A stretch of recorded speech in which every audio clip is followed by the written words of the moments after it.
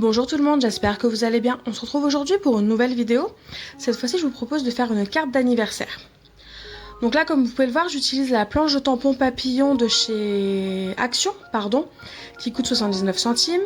Là, je vais embosser tout simplement les papillons, enfin tous les papillons, avec l'encre à embosser de chez Tim Holtz, donc la Distress Embossing. Le papier que j'ai utilisé pour faire le fond, c'est le papier Mix Media XL de chez Canson. Donc c'est un papier très épais qui sert pour le mix média, mais moi je m'en sers pour faire mes aquarelles tout simplement. J'utilise juste le côté non texturé. Donc là, comme vous pouvez le voir, j'embosse tous les papillons. Hop. Pour embosser, j'utilise une poudre à embosser transparente. Donc là, c'est la poudre à embosser Clear de chez Artemio. Donc elle est très bien, elle fait très bien le travail. Et en fait, du coup, la technique que je vous propose aujourd'hui pour cette carte, c'est la technique résiste. Donc c'est-à-dire que là, comme vous pouvez le voir, il suffit d'embosser en fait des motifs qui vous intéressent sur votre page. Une fois que c'est embossé, vous utilisez soit de l'aquarelle, soit de l'encre, soit là par exemple comme moi, je vais utiliser des pigments poudre. Et vous faites votre fond par-dessus. Et en fait, l'avantage d'avoir embossé juste avant, c'est que les motifs que vous avez embossés, en fait, ils vont rester blancs. Du moins de la couleur de la page que vous utilisez. Donc là par exemple moi c'est blanc, donc en fait ils vont rester blancs et du coup ça va ressortir malgré le fond coloré que je vais faire.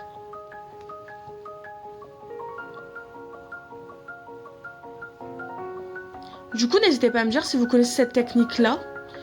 Moi c'était la première fois que je l'utilisais et franchement je suis pas du tout mécontente parce que c'est vraiment une technique qui permet de faire beaucoup de choses et on a vraiment un choix assez complet de cartes qu'on peut faire en fait avec ce système là. Donc là comme je vous ai dit j'embosse les différents papillons.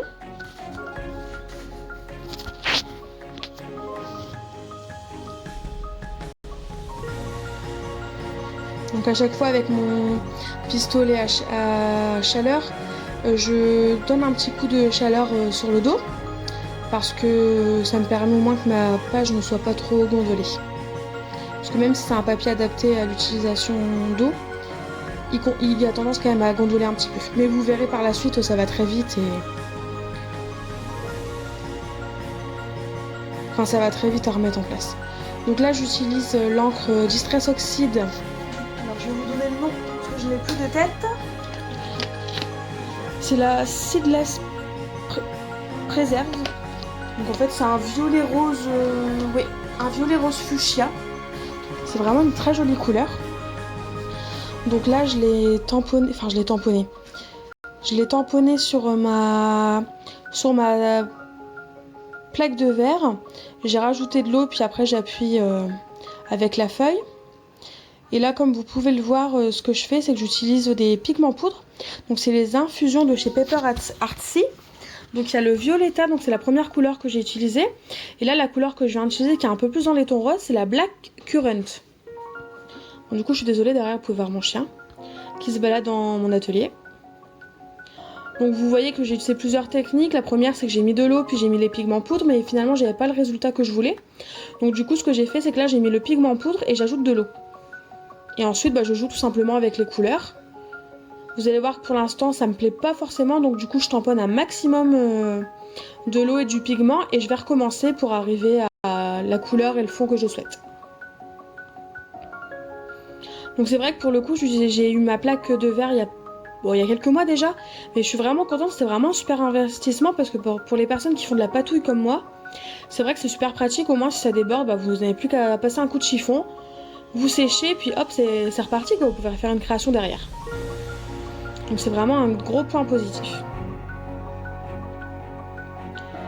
Bon, du coup, je vous laisse pour la suite de la vidéo et de la création de la carte en musique. Je reviendrai tout à l'heure si jamais il y a besoin que je vous donne plus d'informations. A tout à l'heure, bye bye.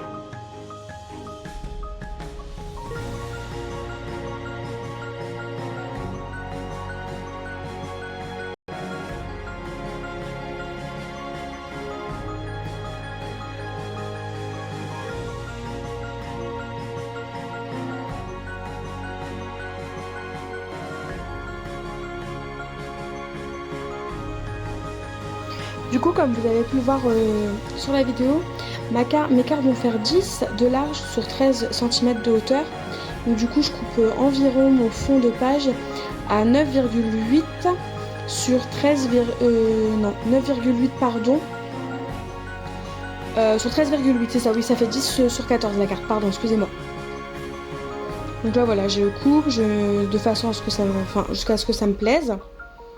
Donc, vous verrez que tout à l'heure je vais encore faire des retouches et je vais encore découper un bout de carte, mais bon, c'est le temps de trouver la bonne taille. Donc là j'utilise ma tacky glue donc pour coller tout simplement mon fond de page, il n'y a rien de mieux, enfin c'est la colle que je préfère. J'ai pu essayer par exemple la Tombow, c'est vrai qu'elle est super, mais bon, en termes de prix et de rentabilité, c'est vrai que la tacky glue est beaucoup, enfin je la préfère. Elle coûte moins cher et elle est tout aussi efficace, donc ça me convient. Donc là, comme je vous avais dit, je vais recouper un petit peu. Donc voilà, donc là le fond de page il est bien collé sur la carte. Et donc comme vous pouvez voir, les papillons ressortent vraiment bien avec le fond violet rose et les papillons blancs. Je trouve que ça ressort vraiment bien, je trouve ça vraiment super joli. Alors c'était un premier essai pour moi et je suis vraiment très satisfaite de ce résultat. Alors je suis désolée, vous entendez l'extérieur certainement, les voitures. Il n'y a pas forcément beaucoup de passages, mais bon, c'est forcément quand je fais une vidéo qu'il y en a.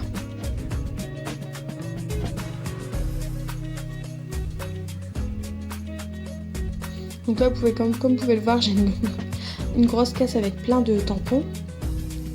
Bon, il ne me convient pas forcément ce rangement là, donc je vais voir ce que je peux faire avec la fuse. Donc là, je vais prendre un tampon de fond. Donc c'est des lignes de fond qu'on avait chez Nose. Là, les tampons que j'ai pu présenter, c'est aussi des tampons de chez Nose.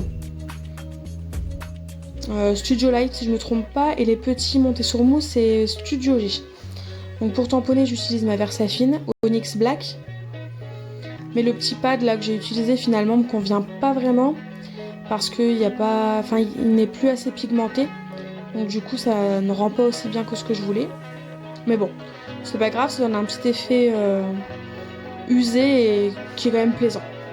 Donc là j'utilise une petite, je sais pas si on peut appeler ça une fleur, mais un des tampons de chez Studio G que j'applique tout simplement sans bloc acrylique parce qu'au moins ça fait un petit effet qui n'est pas parfait, qui me plaît vraiment beaucoup. Donc là oui, vous allez voir, j'ai coupé mon tampon et c'est parce qu'à chaque fois j'utilise ce tampon là sur des petites zones, j'utilise jamais réellement entièrement. Donc du coup je me suis dit que ce serait plus pratique. Donc là vous voyez, je nettoie tout simplement ce qu'il y a sur le papillon parce que le fait que ce soit embossé, ça permet tout simplement de pouvoir nettoyer et de garder le papillon totalement blanc. Donc là je cherche tout simplement des étiquettes pour pouvoir tamponner mon sortiment.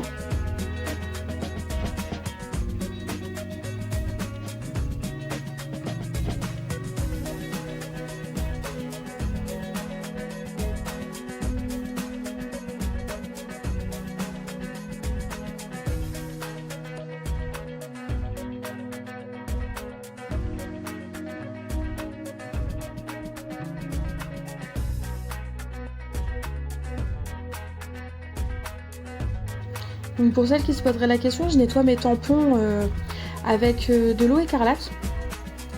Donc pas systématiquement, mais par exemple là entre les deux tampons, je n'aime pas nettoyer avec l'eau écarlate. Je nettoie vraiment à la fin mes tampons histoire de les garder vraiment propres et nickel. Parce que c'est vrai que des fois avec l'eau, même si on fait attention, des fois les tampons restent finalement un peu plus... un peu taché avec l'encre, donc là au moins ça permet de les avoir très propres.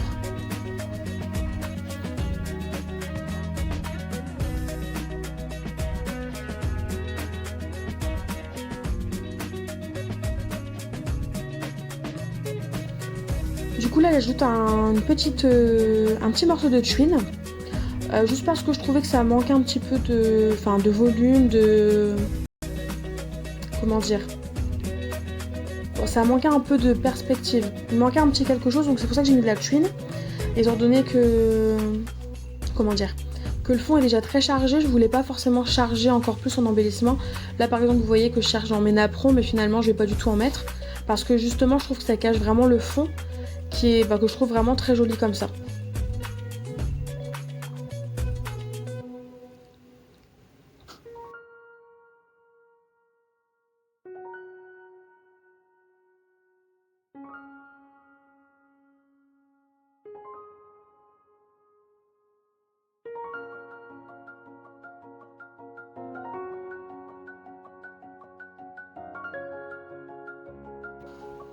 Donc là comme vous pouvez le voir, il y a mon chat qui est venu se mettre sur le bureau, ainsi que mon chien. Ils sont vraiment inséparables tous les deux. Et bien souvent quand je scrape dans mon atelier, ils sont toujours là à côté de moi. Du coup là je colle les bouts de tuile pour éviter qu'ils soient un peu dans le vide et qu'ils retombent avec la colle Zig. Donc vous savez c'est la colle bleue qui est tout simplement bleue au début, et si jamais vous la laissez sécher elle devient transparente, et dans ce cas elle devient repositionnable.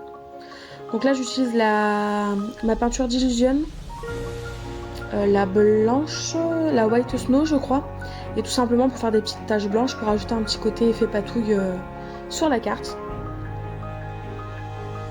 Donc en vidéo vous ne verrez pas, mais je vais faire la deuxième carte sans la filmer, et je vais juste, voilà, là je reviens juste avec le Crystal Drops nouveau, donc le Raspberry Pink, et je vais y ajouter mes petits enamel dots à la fin. Donc là comme vous voyez, quand je l'enlève avec le couteau c'est aussi simple, c'est parce qu'il était mal fait. Donc pour celles et ceux qui utiliseraient des nouveaux, n'hésitez pas à avoir une spatule à côté de vous, comme ça si jamais l'enamel dots ne vous plaît pas, vous l'enlevez et puis vous n'avez plus qu'à recommencer. C'est vrai qu'au début à chaque fois dès que je l'ai raté, je l'ai laissé quand même, et finalement c'est vrai que j'ai vu ça dans une vidéo et ça me convient très bien, au moins ça permet vraiment de pouvoir rattraper ou de changer de place quand ça ne nous convient pas. Donc là vous voyez j'étale un petit peu la pâte que j'ai sur ma spatule, au moins ça donne un petit côté irisé. Donc là la carte elle est terminée. Du coup n'hésitez pas à aimer et commenter ma vidéo si jamais elle vous a plu. Moi je vous dis à bientôt pour de nouvelles vidéos. Bye bye.